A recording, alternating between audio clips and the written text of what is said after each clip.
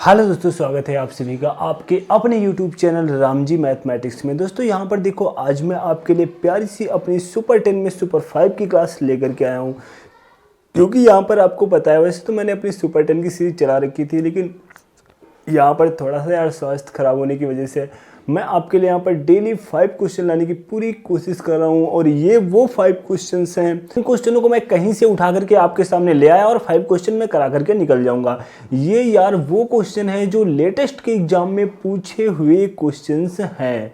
तो यहाँ पर देखो, हम टाइम लॉस नहीं करते हैं। आज अपने एसएससी जीडी वाले प्यारे बच्चों में आपके लिए जो 5 क्वेश्चन लेकर के आया हूँ, इनमें आप लोग क्या करना यार, 5 के 5 क्वेश्चंस लगाना और नीचे कमेंट बॉक्स में छाप के जाना कि मेरे इन 5 क्वेश्चंस में कितने क्वेश्चंस सही हुए हैं, जिससे आपको भी पता चल जाएगा कि मेरी मैथ में क्या औकात है और मैं कितने पानी में हूँ। तो मैं आपको यार ऑलरेडी मैं टॉपिक वाइज क्लासेज दे ही रहा हूँ, और यहाँ पर जो मेरी सुपर 5 की क्लास चल रही है, इससे आपकी पूरी मैथ का कंप्लीट रिवीजन भी होते चलेगा। और साथ में आपका जो भी टॉपिक यार कमज़ोर है, नीचे कमेंट बॉक्स में छाप के जाना कि सर इसके बाद हो सके तो ये वाला टाइप मेरा कवर करा दीजिए। तो जिस टॉपिक पर बच्चों के सबसे ज़्यादा कमेंट होंगे, मैं वही टॉपिक सबसे पहले ले करके आऊँगा। तो यहाँ पर देखो, हम टाइम लॉस नहीं करते हैं और आज के सेशन को स्टार्ट करते हैं। सेशन को स्टार्ट करने से पहले आपके बीच में रखूंगा मैं प्यारी सी 2 लाइनें, और वो प्यारी सी 2 लाइनें ये हैं कि निंदा से घबराकर अपने लक्ष्य को ना छोड़ें। निंदा से घबराकर अपने लक्ष्य को ना छोड़ें, क्योंकि लक्ष्य मिलते ही निंदा करने वालों की राय बदल जाती है। तो मैं एक्सप्लेन करके आपको अब क्या ही समझाऊं, बाकी आप तो इतना समझदार हो ही। तो अब यहाँ से स्टार्ट करते हैं आज के सेशन को। तो यहाँ पर देखो, जो आपका क्वेश्चन दिया हुआ है, एक संख्या में 20% घटाने से 48 रह जाती है, उसे 70 बनाने के लिए संख्या को कितना प्रतिशत बढ़ाया जाए। मतलब कि आपका क्वेश्चन दिया हुआ है, एक संख्या में 20% घटाने से वह कितनी रह जाती है, 48 रह जाती है, और संख्या को 70 बनाने के लिए संख्या को कितना प्रतिशत बढ़ाया जाए। तो यहाँ पर देखो, हम क्या करेंगे, माना कि कोई संख्या है यार, उस संख्या में क्या, एक संख्या में 20% घटाने से कोई भी संख्या हो, वह अपने आप में कितनी होती है, अपने आप में हमेशा वह कितनी होती है, 100% होती है। अगर मैं उसमें 20% घटा दूँ तो वह कितनी बचेगी, 80% बचेगी। कितनी बचेगी, 80%। तो परसेंटेज में तो यह 80% बची, लेकिन वैल्यू में कितनी बची, 48 बची। मतलब जो 80% वैल्यू है वो बराबर है 48 के। तो 1% बराबर हो जाएगा 48/80 के। तो 100% किसके बराबर हो जाएगा, 100% बराबर हो जाएगा 48/80 इंटू 100 के। तो यहाँ पर देखो, अब हम मल्टीप्लाई करा देंगे, 8 छंग 48, तो यहाँ पर कितना हो जाएगा, 60 हो जाएगा। इससे हमें यहाँ पर यह क्लियर हो जाता है कि जो हमारी यह संख्या है 100% संख्या, हमने क्या मानी थी, 100% संख्या होती है हमारी 100%। तो 100% का देखो मान निकल करके आ चुका है, कितना है, 60 है। तो आपसे कहा जा रहा है उसे 70 बनाने के लिए संख्या को कितना प्रतिशत बढ़ाया जाए। मतलब कि 60 है, 60 से 70 बनाने के लिए संख्या को कितने प्रतिशत बढ़ाना पड़ेगा, 10 बढ़ाना पड़ेगा। तो 10 बढ़ाना पड़ेगा। नीचे कौन सी वैल्यू जो हमारी थी रियल में 60 इंटू क्या करेंगे, 100 करेंगे। तो यहाँ पर हमारा राइट आंसर क्या हो जाएगा, 1/6 का मान होता है 16 सही 2/3%। 16 सही 2/3% मेरे दोस्त, आपका क्या हो जाएगा, राइट आंसर हो जाएगा। यहाँ पर मैं आपको एक प्रमुख बात और बताऊं, जो मैं अपने हर वीडियो में यार बताता हूं, जहां पर परसेंटेज वृद्धि, परसेंटेज लाभ, परसेंटेज कमी और परसेंटेज लॉस की बात होती है। यहाँ पर आपसे पूछा जा रहा है परसेंटेज वृद्धि। क्या पूछा जा रहा है, परसेंटेज वृद्धि पूछी जा रही है।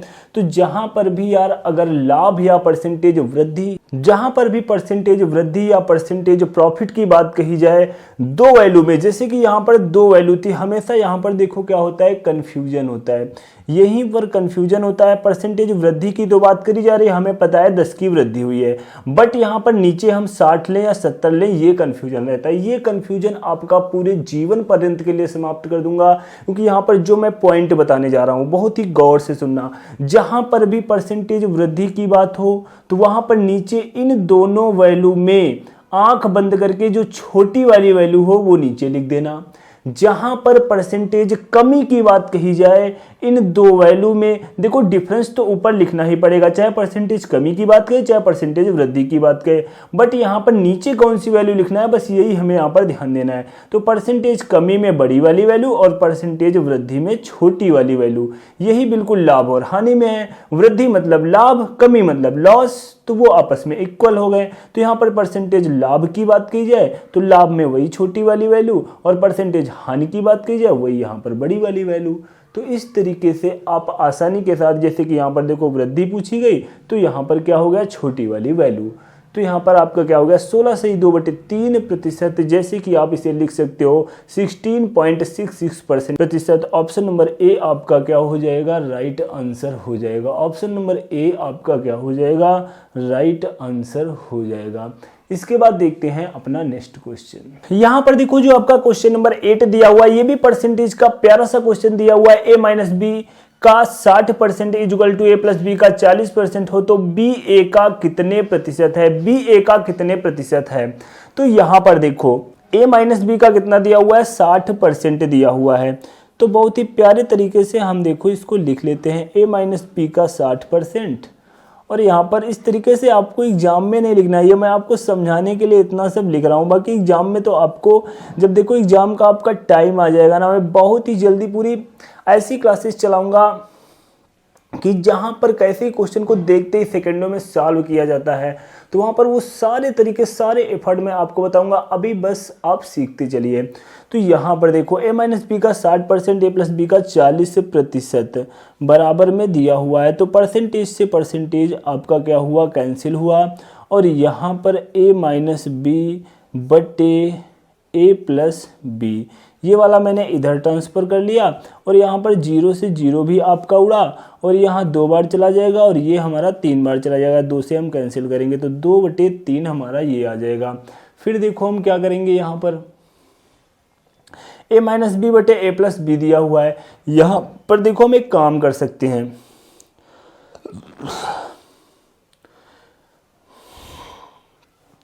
यहाँ पर देखो आपसे पूछा गया ba का कितने प्रतिशत है, प्रतिशत पूछा गया है। तो हमें यहाँ पर a और b का कोई रियल मान तो चाहिए भी नहीं, a और b का कोई हमें रियल मान तो चाहिए भी नहीं, और हम रियल मान यहाँ से निकाल भी नहीं सकते हैं। तो हमें निकालने की आवश्यकता भी नहीं है। हमें a और b का बस क्या पता चल जाए, मान पता चल जाए कि a और b का रेशियो में मान कितना है। तो यहाँ पर a और b का रेशियो में ए और बी का रेशियो में मान निकालने के लिए देखो हम क्या करेंगे। तो यहाँ पर हम क्या करेंगे, इसको चाहे तो थोड़ा सा एक काम कर सकते हैं। काम ये कर सकते हैं, मैं जो ये 2/3 लिखा हुआ है इसमें ऊपर नीचे मैं 2 से गुणा करा दूँ। ये देखो मैं आपकी सहजता के लिए बता रहा हूँ, आपको लग रहा होगा सर आप ये क्या खिलवाड़ कर रहे हो। तो ये 4/6 हो गया। आपने ये तरीका पढ़ा होगा, जिन बच्चों ने बोट एंड स्ट्रीम में एक प्यारा सा तरीका बताया जाता है आपको, नाव और धारा की चाल एक बार वहाँ पर जोड़ के लिखी जाती है और एक बार नाव और धारा की चाल घटा करके लिखी जाती है, अनुकूल और प्रतिकूल परिस्थिति में। तो ऐसे ही यहाँ पर देखो एक बार आप a-b लिखा हुआ है और एक बार a+b लिखा हुआ है। तो यहाँ पर हम क्या करेंगे, a-b का मान मेरे अकॉर्डिंग 4 है और a+b का मान हमारे अकॉर्डिंग 6 है। तो अगर एक बार हम इनको जोड़ के 2 से भाग कर दें, 6 4 10 को अगर हम जोड़ दें और 2 से भाग दे दें तो कितना आ जाएगा, 5 आ जाएगा। ये हमारा a का मान हो गया। अगर एक बार इनको हम आपस में घटा करके 2 से भाग दे दें तो यह b का मान हो जाएगा। घटा के अगर हम भाग देंगे तो हमारा कितना आएगा, 10। यहाँ पर देखो 6 में 4 गए तो हमारा कितना बचेगा, 2, 2/2, तो हमारा ये आ जाएगा 1 आ जाएगा। तो a का मान 5 आ चुका है, b का मान 1 आ चुका है। देखो आप कई तरीके से यहाँ पर रेशियो निकाल सकते थे, बट यहाँ पर आप तिर्यक गुणा करके भी निकाल सकते थे। कई ऐसे तरीके हैं, मुझे यहाँ पर जो तरीका सटीक लगा वो मैंने निकाल लिया। बाकी आपको जो अच्छा लगे, यहाँ पर बस a और b के रेशियो में हमें बस मान चाहिए। तो ए रेशियो बी हमारा देखो कितना आ चुका है, 5:1 आ चुका है, 5:1 हमारा आ चुका है। तो यहाँ पर पूछा गया है बी ए का कितने प्रतिशत है, बी की तुलना ए से करी जा रही है, बी ए का कितने प्रतिशत है, जिसकी तुलना जिससे करी जा रही है, बी की तुलना किससे, बी ए का कितने प्रतिशत, बी की तुलना ए से करी जा रही है, जिससे तुलना करी जा रही है उसको नीचे और जिसकी तुलना करी जा रही है उसको ऊपर, इनटू क्या करेंगे 100 करेंगे। मतलब बी ए का, सही पूछो तो मैं बता दूं ना, ए का जिसके पीछे लगा हो का, जिसके पीछे लगा हो का उसको हम कर देते हैं नीचे और बाकी ऊपर। अब बस यहाँ पर देखो हम सॉल्व कर लेंगे तो हमारा कितना आ जाएगा, 5 दूनी 10 मतलब कि 20%। ऑप्शन नंबर बी मेरे दोस्त क्या हो जाएगा, आपका राइट आंसर हो जाएगा। ऑप्शन नंबर बी आपका राइट आंसर हो जाएगा। इसके बाद देखते हैं अपना नेक्स्ट क्वेश्चन। यहाँ पर देखो जैसे नेक्स्ट क्वेश्चन आपका दिया हुआ है शेषफल मतलब रिमाइंडर का प्यारा सा क्वेश्चन दिया हुआ है 127 प्लस 139 प्लस यहाँ पर देखो 12,653 प्लस 79 प्लस 18,769 में 69 को 5 से विभाजित किया जाए तो शेष फल ज्ञात कीजिए। देखो जब भी इस टाइप का क्वेश्चन है आप क्या करते हो, इन सारे नंबर्स को क्या जोड़ोगे, अरे ऐसी मूर्खता नहीं करनी है मेरे दोस्त। यहाँ पर देखो आपको करना क्या है, जब भी इस टाइप का क्वेश्चंस आए तो यहाँ पर आपको क्या करना है, 5 से विभाजित करने के लिए बस आपको एक तरीका चाहिए। यहाँ पर पूरी वैल्यू में भी आपको नहीं भाग देना है, पूरी वैल्यू में भी आपको भाग नहीं देना है, यहाँ पर सिर्फ 5 से लास्ट वाले नंबर में भाग देना है। जब मैं आपको रिमाइंडर की क्लास लूंगा वहां पर मैं बिल्कुल बेसिक से समझाऊंगा कि ऐसा क्यों किया जाता है, बस यहाँ पर आप क्वेश्चन को लगाने का तरीका सीख लो। जैसे कि यहाँ पर देखो अगर मैं 7 में 5 का भाग दूं तो कितना बचेगा, 2 रिमाइंडर बचेगा। यहाँ पर अगर मैं 9 में भाग दूं 5 का तो 4 रिमाइंडर बचेगा। यहाँ पर देखो अगर मैं 3 में भाग दूं तो यहाँ पर कितने का बचेगा, 3 ही रिमाइंडर बचेगा। यहाँ पर 9 में भाग दूं तो 5 एकम 5, 4 रिमाइंडर बचा। यहाँ पर देखो अगर मैं 9 में भाग दूं तो कितना हमारा रिमाइंडर बचा, 4 रिमाइंडर बचा। तो यहाँ पर इनको देखो हम आपस में जोड़ लेते हैं तो कितना आ जाएगा, 4 2 6 3 9 4 13 13 4 कितना हो गया 17। अब 17 को एक बार फिर 5 से भाग दो तो रिमाइंडर कितना बचा, 2 रिमाइंडर बचा। तो शेषफल ज्ञात कीजिए 2, देखो ऑप्शन नंबर ए आपका क्या हो गया, राइट आंसर हो गया। तो ऐसे क्वेश्चंस को यार विद सेकंड कैसे लगाते हैं, तो बिल्कुल यार हम लोग गर्दा उड़ाते हुए आगे बढ़ेंगे। बल्कि आपका अगर रिमाइंडर यहाँ पर क्वेश्चन नहीं समझ में आ रहा हो तो कोई बात नहीं है, मैं आगे जब रिमाइंडर की अपनी क्लास लेकर के आऊँगा ना तो ऐसा क्लियर करूँगा। रिमाइंडर एक बार मुझसे पढ़ लेना, उसके बाद कहीं से भी कुछ रिमाइंडर को पढ़ने की कोई आवश्यकता आपको नहीं पड़ेगी। इसके बाद देखते हैं अपना नेक्स्ट क्वेश्चन। यहाँ पर देखो जो नेक्स्ट क्वेश्चन दिया हुआ है प्रॉफिट एंड लॉस का प्यारा सा क्वेश्चन दिया हुआ है। 15% की छूट देने के बाद एक वस्तु को 1190 रुपए में बेचा गया। यदि 12.5% की छूट दी जाती तो उसे कितने रुपए में बेचा जाना चाहिए। तो कुछ भी नहीं है इस क्वेश्चन में। इनके कहने का मतलब है कि 15% की छूट देने के बाद एक वस्तु को 1190 रुपए में बेचा गया। हमारे अकॉर्डिंग उसमें जो एमआरपी पड़ा हुआ था, कितना पड़ा हुआ था, एमआरपी 100% पड़ा हुआ था। मैंने क्या परसेंटेज में 100% पड़ा हुआ था। मैंने क्या कहा भैया 15% की मैं इसमें आपको छूट दे रहा हूँ, मतलब 85% पर दे रहा हूँ। तो उनके लिए 85% पर या परसेंटेज के अकॉर्डिंग 85% की पड़ी। और यहाँ पर वैल्यू में अगर हम बात करें तो छूट देने के बाद यह वस्तु 1190 रुपए की पड़ी। कितने रुपए की, 1190।